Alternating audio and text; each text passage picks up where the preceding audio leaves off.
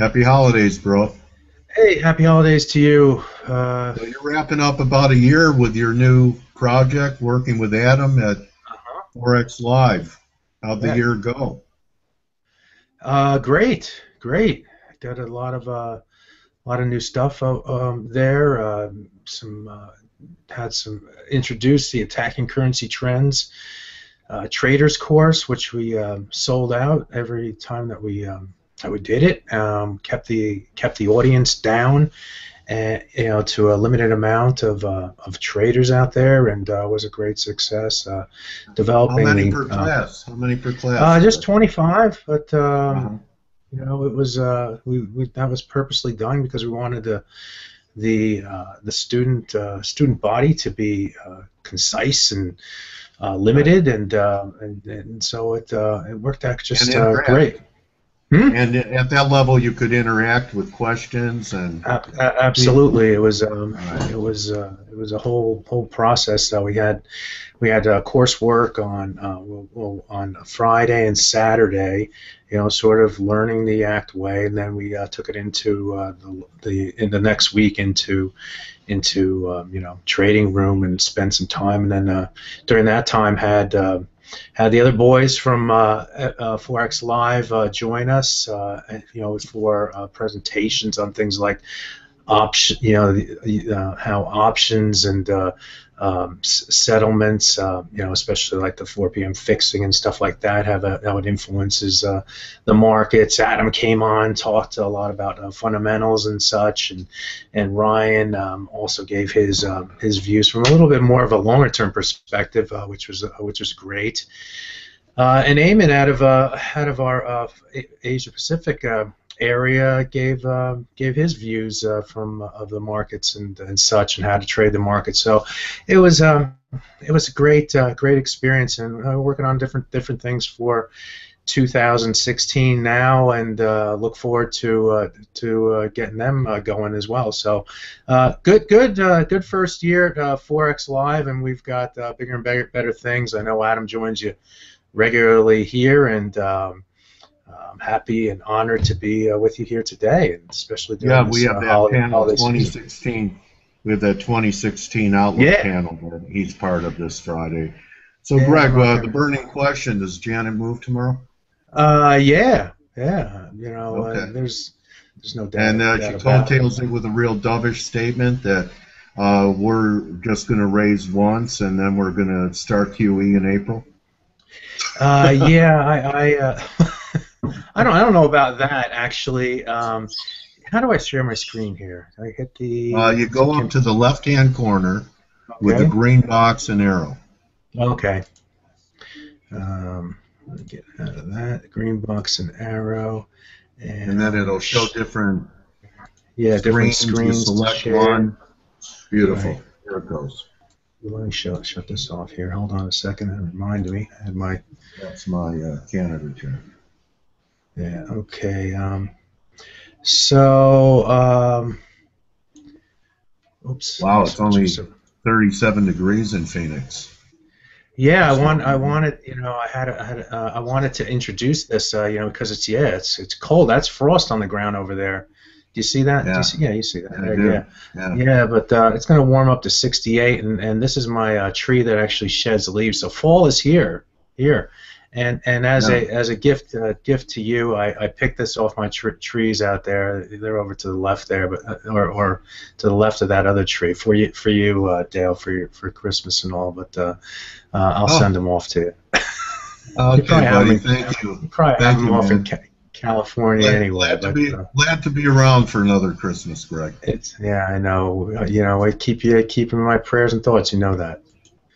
So Um, I so getting appreciate back that. to getting Yeah, back just on to the potter's wheel, buddy, if you know what I mean. yeah. So yeah, getting back, you think Janet's going to do it? Do you think that the break that we had in the dollar on Draghi's disappointing rhetoric was only a short-term interruption, or is there more downside in the dollar even if the Fed moves? I'm interested in what your charts are telling Yeah, you. well, I picked the central tendencies here because that's going to come out tomorrow as well. They do it when Janet speaks and all, and they have this old ubiquitous dot graph here as well. So I think you know, the Fed has painted themselves in such a corner that they most definitely need to. Let me get rid of this here too. Got people speaking in my ear, and I don't know if that's coming through to you Oh, as no, well. I'm not hearing it. But Okay, let me just cross here it we off. go. But what? So the Fed painted themselves in the corner. Just this plot graph right here said that they were going to tighten, and thankfully they didn't get. I'm showing a go to meeting Oh, okay, let me page get up that there. back here. So do you think that they're moving just so they have tools in case there is an exogenous event?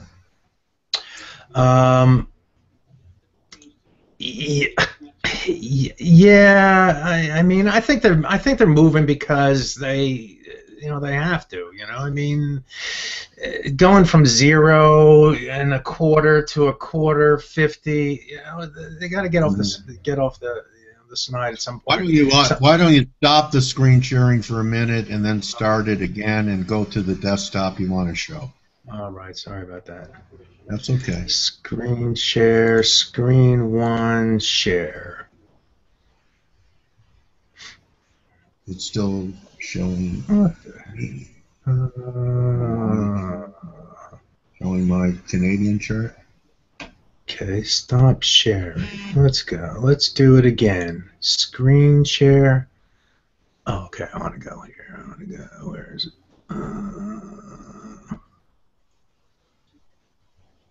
Okay, there we go. How's that? Got it.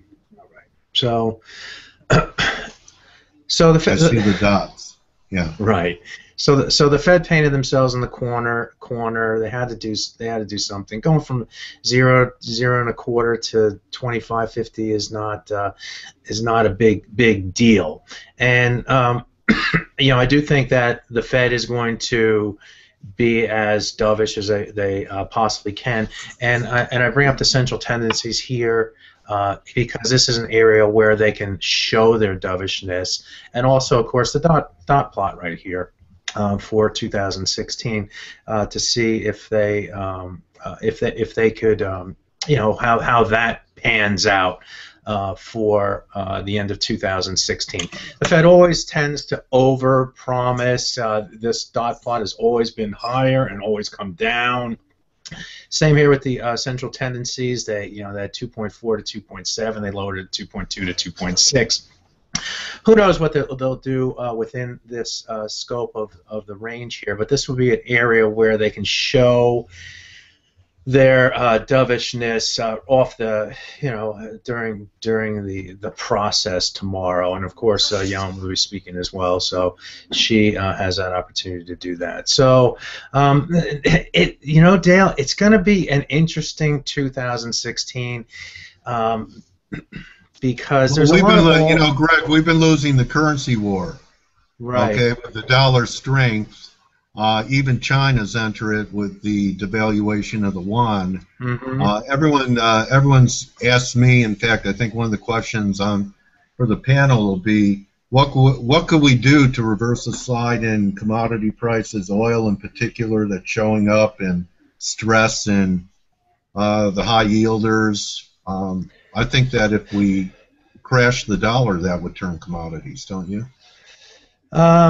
Yeah, certainly. I mean, that is one way of doing it. As far as things like oil prices go, I go back to when things were moving up toward $200, or everyone had the oil was going to $200 a barrel, and peak oil, and it gets to the point where if it at that point I was talking to someone.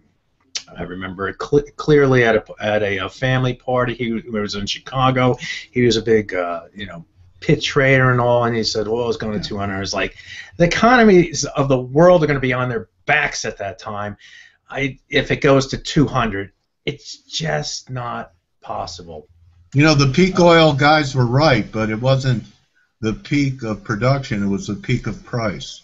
Mm-hmm. Mm-hmm. So now the world's complaining about $35 oil. Right, exactly. We're And never there'll be happy.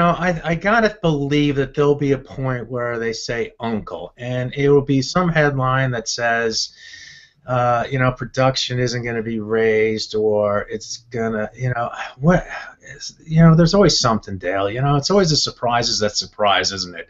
And so, or that, it just gets so low that, it just knocks people out, and the supply just starts to come back in line and starts to move up. I think it'll be something more of a headline that, they finally say, okay, we had enough fun and games. Let's try to keep production from increasing. I know it doesn't seem that way right now with headlines that coming out still with increased production and supply and this, that, and the other.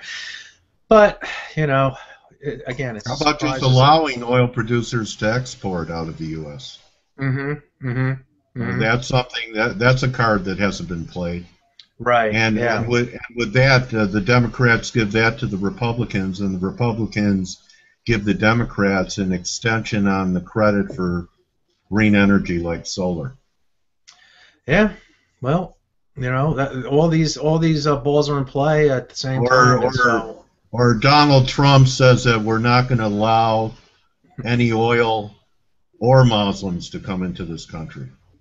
Yeah, he'll just he'll get it to the point where you and I aren't going to be allowed here either. So I mean, but you'll be watching him tonight. I know you'll be watching him. Yeah. I have him as when we're putting together sort of a year-end type of thing, and I kind of expect the euro to actually, I know it, all this talk about we're losing the currency war and all that other stuff, but the euro to continue to move lower, or it seems like that's still sort of the consensus of it. Now it's a little iffy now, and sort of it's kind of into the 2016 year. But one of my thoughts is this, Dale, is that it's talking about the Fed tightening, and one of the things the Fed tightening is going to do is it's going to then move to the next data point at some point. I don't know what happens tomorrow. We may go, the dollar may go weaker, it may go stronger on tightening, and then boom, shoot back to the upside, squeeze to the upside, move up to 112 or something like that, where I have resistance, and come back off. I don't know, but down the road when we get the next employment report, if that employment report comes out at 225, 250, does that mean that the Fed now, because they tightened in December, and all meetings are in play, that the dynamic changes from if to how much. Right, exactly, and because the Fed painted themselves in the corner with this one, like we're data dependent. How many times did they say that? They said that we're looking at inflation expectations. We're looking at the transitory effect. That we think that oil prices are transitory. What if oil prices get that little goose, and instead of being at, with a 34 handle, it goes up to a 42 handle or something like that? Are the transitory effects now gone? Is it 2%? Core inflation going to go to 2.2, 2.3, 2.5. Maybe or if we don't tighten now, we are going to be behind the curve. We're going to have to tighten faster later on. All these little catchphrases that they've used coming into this meeting start to bite them in the butt again, as the market then starts to wonder, well, does that mean January's in play? Do we get a January tightening? In which case the market's not expecting that. Or even a March tightening down the road. And so that's kind of my idea that why the dollar may continue to get stronger. Into 2016. I'm happy to say unlike the Fed, I'm not data dependent. I'm codependent on God. So All right. So with this data dependency, beautiful. We have some charts up here. Right. Mhm. So I'm always interested in seeing someone else's setup and what they're seeing. So Right. I Yeah. don't know about you, Greg. I'll just maybe have a small position and in Right. ETFs or something going into this, but I really don't take currency positions into red events. The No. struggle for me is always I'm afraid I'm going to miss what I think is going to happen, Hmm. but I also know that it's roulette, Right. and you could throw your charts away for an hour or a day or so. So you're just going to come into this event flat, and Yep. you're prepared with areas that, should the market react to, you might execute. That's kind Abs- of the way I do it. Absolutely. You know, it's that time of year where we have peace on earth, goodwill toward all men and women, and the opposite of peace is fear, fear. And so that's Yeah. why the fear is won't causes you Fear to of do missing crazy out. things. You're not in sync. You don't have. So I always stress to people that. This is the roulette wheel. It's a bet red and black. You might as well go to the casino and get Yeah. a free drink and have Sounds nice good, looking. man. Yeah, exactly. You know the view. So, So yeah, I'm so getting a feeling from you. Your bias is that this was just a short-term interruption in the bull market in the dollar, and you're looking for a continuation of the bull move in the dollar. I know a lot of dollar yeah, bulls have targets. Long talked about targets in the Dixie around 102.5. sure. Yeah. I I can't mean, roll that. I would say, like I said earlier, we could get, tomorrow is not Inflection point. or the catalyst for I don't think a stronger dollar. Okay. We've pretty much known the dollar that the Fed is going to tighten all through here, and yet we still moved sharply to the upside here in the euro. The dollar got weaker. We're just coming off here today because of this up here. You see this 100-day moving average up here. That's an overlay of the 100-day moving average. This blue line right here. I can put it on my daily chart here and show you the blue 100-day moving average right there. That's why we're coming off here today. One of the reasons, we just came off. The market doesn't like to stay at that, that juicy level up there. This is a 200-day moving average right below it here. So we have the 100 and 200-day moving average right on top of each other, and that's why I think the market came off a little bit here today. Not to mention, the fact that the Fed's going to tighten. But I think Dale, that the bet that the dollar's strength may actually, like I said, come in January if we get another stronger employment number and market traders start to say, oh, well, every meeting's live, so we got to take the dollar stronger at that point. So tomorrow may be, whipsaw to the downside and then a move back to the upside. But like you said, there are certain levels here that that may interest me from a trading perspective. And one of them here is a 200-hour moving average. Haven't been below that 200-hour moving average since the Draghi Super Thursday there, ECB day when the market went surging to the upside. Where's that level coming in, Greg? It comes in around the 109.21 to 25 level. Also corresponds with these lows right here. Now, it looks like we're heading right down to it here today, where I would expect that we get some buyers for this reason right here. Do you see my arrow, by the way? No, I'm not seeing a cursor move. I'm showing a block of charts up here. Okay, but do you see a big chart? The euro? No, I'm looking at the euro, the yen. I'm looking kind of like at a bunch of different pairs, euro, pound, right. 5 minute. Why the heck can I get this right? Let me take this off. Again, I am embarrassed at my no, it's okay. I mean, normally there's a test, okay? Right. So, to prepare somebody for you. Right. So screen share. I want to go to screen 3 and share that. That's the chart I wanted. So the big one in the middle. You got that? Yep. Got it. Yeah. All right. So, so you see the green line right here? That's the 200-hour movement. Do you see my cursor now? I do. Okay. Okay, cool. we got it. Now I see the picture. Yeah. So now we have these lows right here from last week, and then we have this 200-hour moving average. Up here was a 100-day moving average. We went boom, bing, right off of that level. Here's a 200-day moving average right here. This is an overlay on top of this hourly chart, and we held. We went a little bit above it here, came up to it here.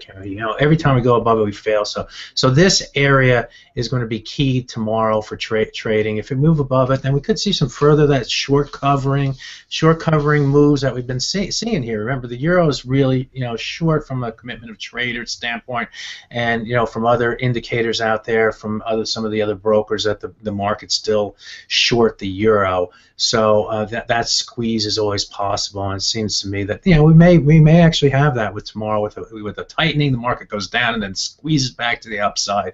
Wouldn't be surprised from it. That's just the way it is. We're in December as well, folks. What do you make out of Greg? Kind of had the picture in the euro. What do you make out of the change of stance out of the BOJ? And the yen really started to slide last week before the S&P sell-off, kind of a risk-off foreshadowing in the yen. You have a view on this? Because it's really been so range-bound. I guess you could go to different ranges, but what do you think that the Bank of Japan or the country of Japan is ready to join the less accommodative? They've been on QE for many years. That was behind the huge moves we had down in the yen, up in U.S. dollar yen. Do you think there's a shift occurring here that's subtle and could continue to unfold? Or with your view on a strong dollar into next year, are we finally going to take out 125 and head, towards 130 or so? Well, that would be the directional favor, but you're right. Kuroda saying enough is enough, and we saw. From a technical perspective, we moved from one area up here. You see all these lows right here, and we fell below that level, came up, tested it, moved back down here. But we did find some decent support here against another congestion area through here. This is a 4-hour chart of the dollar versus yen, and I think the market's just playing boxing. It's got the Dale boxing gloves on and moving back and forth in between levels here, and I think it's going to be influenced by how the dollar does overall, and also you got the stock market as well. I mean, we're seeing that idea that this where the flight into safety goes maybe back into the when stock markets go down, that flight into the relative safety of the yen, just because they've taken the pressure off of further stimulus down the road, or at least for the time being. So we're seeing kind of that dynamic take place. But I could also, just show from a technical perspective, getting below this level, coming up, testing it. These are the 100 and 200-day moving averages. They're both converged right here. When you think about it, you have a 100 and 200-day moving average coming together at the same area. That's a lot of time for those two things to converge. So it's kind of a special point right here. But it also says, Dale, that the market's not really sure which way it wants to go. And that's so if we get through there, Greg, we could pop to another confluence of moving averages above there. Absolutely, and so you love when you get confluence of your moving averages, don't you? I do, and and when you have other things like these floors and ceilings and stuff like that, I mean, and corrections. I mean, if you look at it, it traded really nicely from a technical perspective. Lots of different highs up here, lots of different lows right here. A breakthrough. I could probably put a Fibonacci on here. Probably come up to like 38.2 to 40% right here. Test that yellow area right there. Move below it. Us old timers could eyeball fib levels. How about that? Yeah, I know we can, can't we? We can probably take it right out. That's and I think that's a funny point, because I do think that the market kind of has that intuitive. We have that natural, Fibonacci type of feeling within ourselves.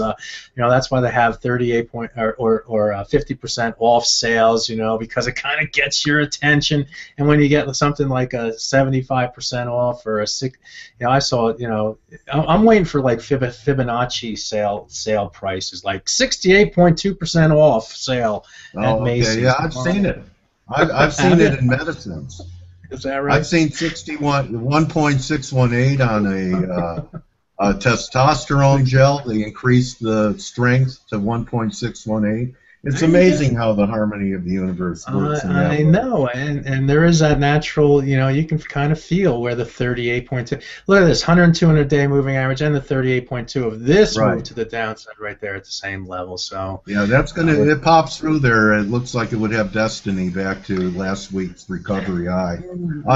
Something else interesting. As long as at the end of at the end of Friday, we look at the weekly action. Right at the end of the month, we look at the monthly action. To me, it looks like there's a bit of a transition going on in the Aussie, because it was a very vicious bear market from 115 to 68, 69 cents, and it has not made a new low.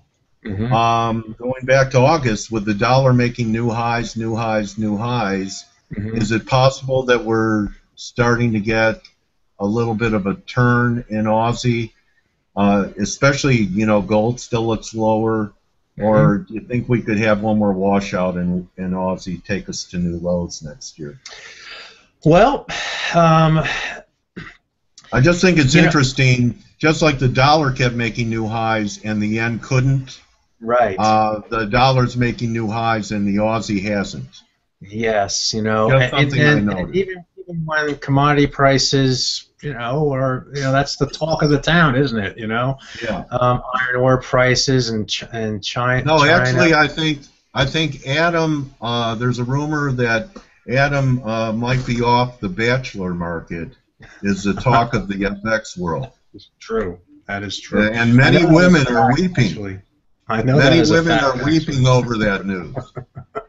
So you tell that heartbreaker. I don't want to spoil any surprises, but ladies, and tell him he's also going to have to increase his leverage on his trading now. That's right. He's young. He's got to start saving for the kids' education. Yeah, these young guys.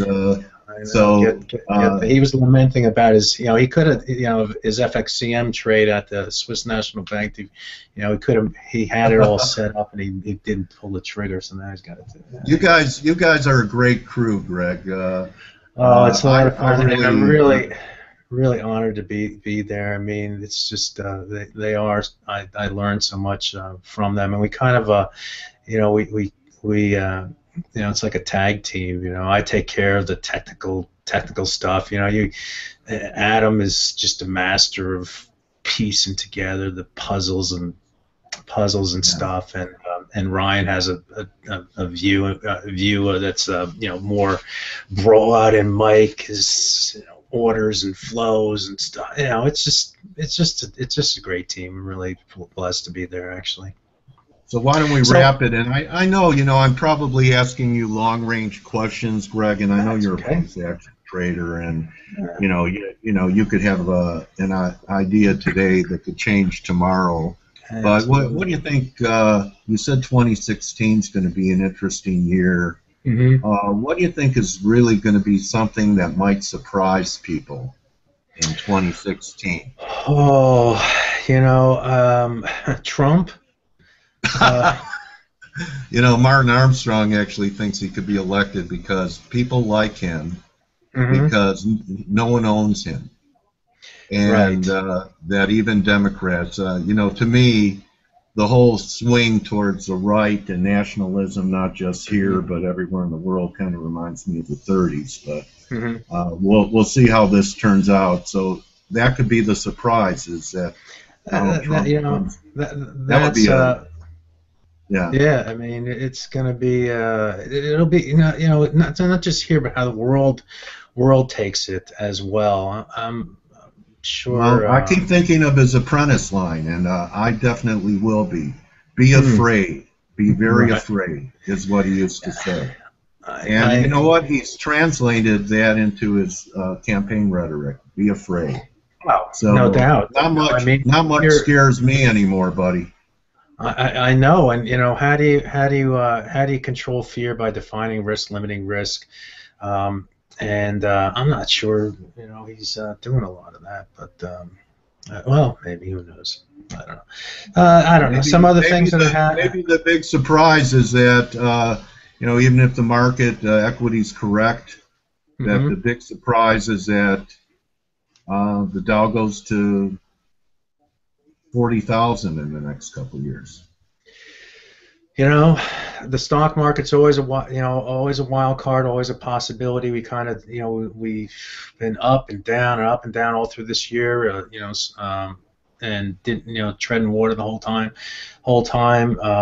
People keep on looking for that big flush out and sale, but every time, today or this week, we went below all Yeah, moving averages and bounced back here today. I don't know how yeah. it's going to end up, but I always pay attention to those things. The other things maybe is, wage inflation. Does it materialize? Does it not? What happens if we get an uptick in if the job growth slows and we get an uptick in the unemployment rate? China. I think they continue to. I think the whole China transition is not something that you just turn on and turn off. You don't just go Yeah. from, full speed ahead to now we're going to head into a service economy that's going to be focused on consumerism and stuff like that. I mean, Well, there's a whole transition there. I've been talking about this for a long time. The Fed's been around for over 100 years, Hmm. and I've seen the Fed misstep, and Yeah. yet they're the veteran, maybe besides the Bank of England, on the Hmm. Fed central bank roster. And Hmm. China's only been at it for about 20 years. So Yeah. if veteran central bankers can make missteps, how about inexperienced ones? Yeah, absolutely. And speaking of Trump or whatever, if he starts looking, the first thing he said he was going to do was put on some export or some tariffs and stuff like that, and the fact that they're Another 30s. That rhymes with the 30s too, doesn't it? Protectionism. yeah, yes, Yeah. um, yeah, So anyway, so. it's really a day at a time in this business, isn't it? Do the right thing today, tomorrow takes care of itself. Well, I think in the immediate term, with the decision tomorrow and it pretty much being a done deal, and really telegraph the entire way that we're into 2014, 2016, and it's gonna start at that point, and we're gonna have a lot of the balls in the air still up in the air at that time. So that's one of the reasons why I like to look at those charts, and like you say, if the tide turns from being bullish to being more bearish, like here on the Aussie chart, if it goes below that blue line right there, or above the green line, Yeah. that's what I see. That says markets are buying, the price, the big boys out there are buying, or the big boys are selling, and you just Okay. go from level to level to level, and you step it along the way. I Well, can never get from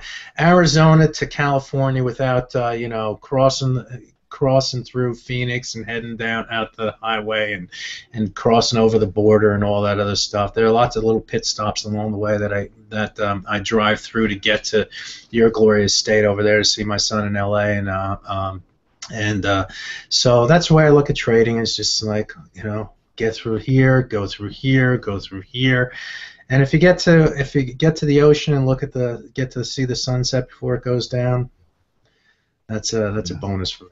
Nice metaphor. You want to show your website, Greg, and how people could get involved with you guys? I know your personal Twitter handle is at GregMikeFX, and your company Twitter handle is at Forex Live.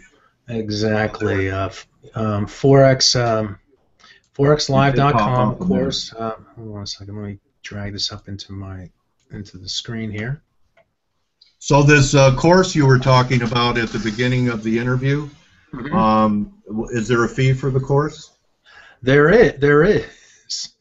We try to make a living here as well, but we we have other ideas coming out in 2016 that will also be a little bit of fee generation, or with have a little fee, but it's not going to be exuberant, and hopefully what you get out of it is much more than what you put in. The thing is, Dale, that people come to Forex Live, and every day we have the same audience come. They're very sticky. They like what they read. And so we wanted to take it to another level and give them some trader education in a formal type of way with people that they trust. And so that's the idea behind the whole thing. And that's what we do. That's what we're doing. Well, it was great getting together with you today, Greg. And I hope to be back in 2016, and I wish you and yours all the very best for a great Christmas holiday season and a fantastic New Year. And that's all we can. At the end of the day, that's the bottom line, my friend. So I hope that pips rain down on you and Forex Live continues its success, and wish everyone on your team happy holidays from Dale Pinkard. And so nice to talk to you again, Greg. I thank you for all the support, moral that you gave me over the last year or so, and all of your prayers were answered. I'm still standing, buddy. I know, my friend. Keep on fighting and smiling along the way. Thank you, Greg. Everybody, thank you, Greg Michalowski. Thank Greg for his time. You could follow him at Forex Live along with Adam and the rest of the team, and follow Greg at GregMikeFX on Twitter.